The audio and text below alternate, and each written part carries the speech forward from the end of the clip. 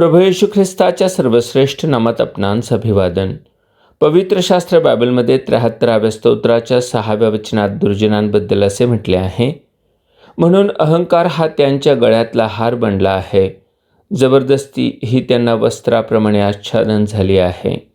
या वचनात आसाफाने त्याचे दुर्जनांबद्दलचे निरीक्षण नोंदवले आहे.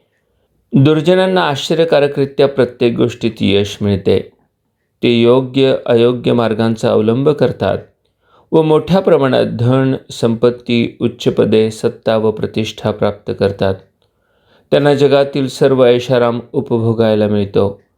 आश्चर्य म्हणजे धार्मिकाच्या तुलनेत त्यांना शारीरिक पीडा कमी असतात.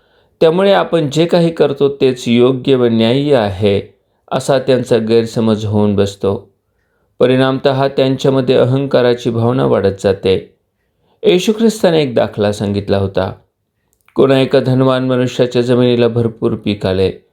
त्याच्या अहंकारी मनाने जुनी कोठारे मोडून मोठाली कोठारे बांधण्याची व त्यात सारे धान्य व माल साठवून ठेवण्याची योजना आखली. तो म्हणाला, हे जीवा, तुला पुष्कळ वर्षे पुरेल इतका माल ठेवलेला आहे. 20वा घे, खा, पी, आनंद कर. परंतु देवाने त्याला म्हटले, अरे मूर्खा, आज रात्री तुझा जीव मागितला जाईल.